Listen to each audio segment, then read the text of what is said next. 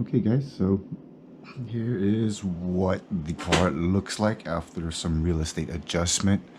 Honestly, the weight wise, it's not going to change too much because at the end of the day, I kind of just settled on the same locations of the where the ESC, the receiver was, and then the battery placement.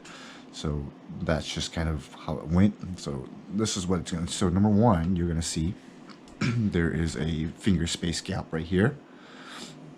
The old body ran up closer, so that's definitely, so I'm going to extend this piece out a little bit over, so that's going to be closer to this. So this piece right here that comes off is going to be extended, and I'm going to be able to get it closer to the body. Okay. Number two, as you can see, there's body clips here, and that's going to hold this in place. However, you can see there's a little bit of play. That's going to be held in with Velcro. So it's very similar to the whole body. Let me just kind of plug this out. Let me just show you from the front's perspective what it's going to look like. And the other side. And then the rear. Okay. Actually kind of looks cool with the clear body. But here, let me just pull these off real quick.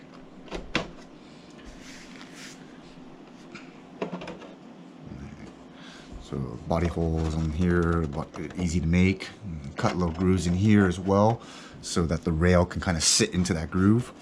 And I also cut a little groove right here so that the winch lead can slide through and kind of guide it in the right position. But here is the view of the vehicle. Just grab it differently. There we go. Okay.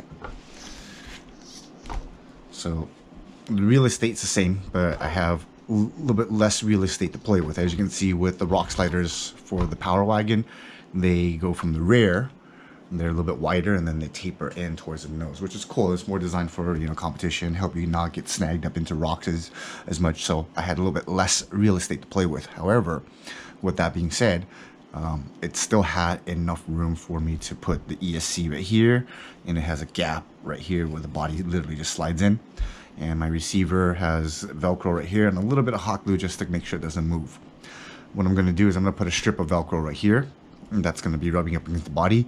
And on my motor case, transmission case right here, which is the stock one, even though it's no longer the stock gears, I still have this piece here.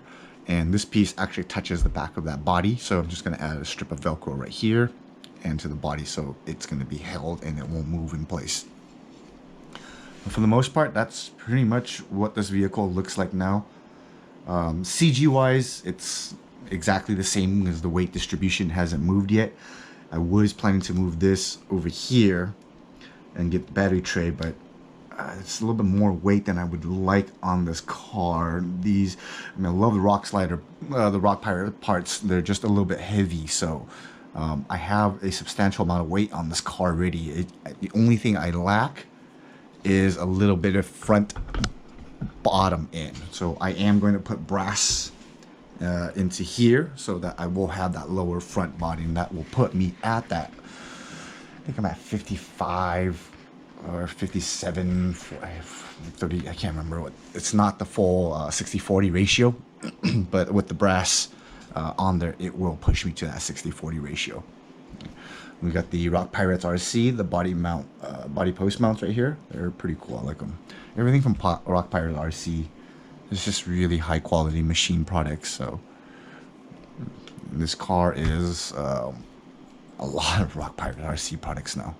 So we have the body post mounts here, the Interceptor chassis, the servo and winch tray, the Power Wagon rock sliders. And I believe, yeah, these spacers right here are also Rock Pirate RC. They're a good brand, guys. So if you really enjoy crawling and you want to experiment with Rock Pirate RC, please go out and grab a set. They're great customer service. Pricing is great. High quality material. So highly recommended. So that's just the initial update on what I did with this vehicle. The stencil, I just tracked it. It just arrived at local post office, so it should be delivered by tomorrow. So I'll be able to put my initial markings on the car first, and then I'll be able to put the the actual body color on afterwards. However, we are expected to get a little bit more rain starting Tuesday, so depending on how soon I get my stencil tomorrow, I may or may not be able to start my painting just yet because of the humidity that we're dealing with. It's not optimized for painting drying conditions, and I don't want to put this in my garage and run a fan, you know, to let it dry out properly. So we'll see. But I hope you guys like the progression of my SCX10ii. I think this is now 1, 2, 3, 4th modification, reiteration of the complete redesign of this vehicle. So these things are so fun.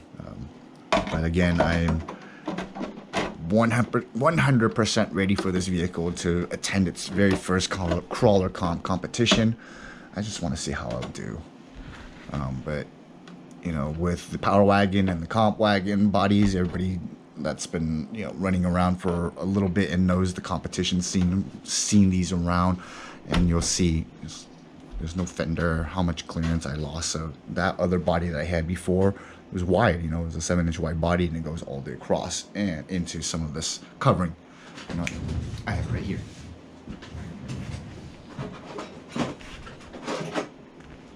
Yeah, see, you just get an idea of how much more footprint this thing had. So, you know, there's definitely a little bit of fender right there from the original Trail Honcho body versus the no fender. So a lot more clearance.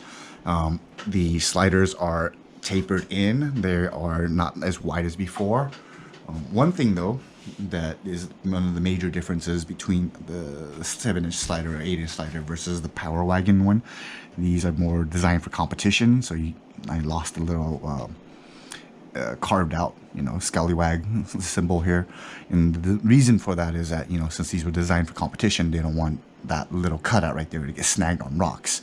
So I understand that reasoning. So hopefully I won't run into that issue, but in the next week or so, you know, with my leg pretty much, I'm gonna say 85% healed. Definitely not playing condition yet. I tried, it was still way too painful.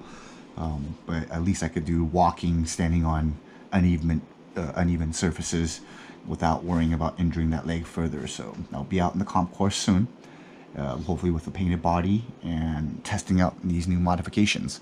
So these right here, that was probably the most painstaking part yesterday of all the modification work, was removing the Predator tires from the Jeep. So the two in the front are Predator from the Jeep. These are the two better quality tires. The other two are a little bit ripped, so I gave them to the Capra. But these are Predator and these are G8. So the Predator is supposed to be softer compound.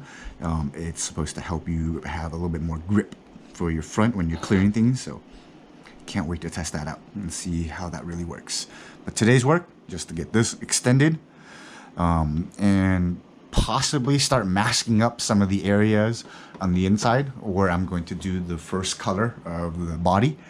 I'm going to try to do that today while I have some good weather. But other than that, that's the first update of this vehicle. I'm sorry, I'm kind of geeking out. It's an overplayed out body. Everybody's kind of had one of these for a long time, but now that I do have one, it's just kind of cool. I mean, look at how much it's exposed here. So right here, you can actually see the scallywag, you know, skull that's going to be exposed. Sorry, you can see a lot of the innards, so which is kind of cool. All right, so that's it for now, and I'll catch you on the next one.